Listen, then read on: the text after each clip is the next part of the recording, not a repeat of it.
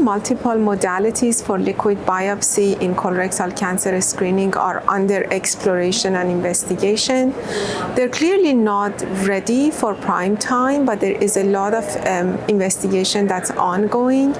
And my feeling is that within the next 3 to 5 years, we are going to have beginnings of the liquid biopsies for colorectal cancer screening. But there are also other efforts that are ongoing. There are efforts for pan-cancer screening that also includes colorectal cancer, which is also ongoing. So a lot of interesting developments, none truly ready for prime time.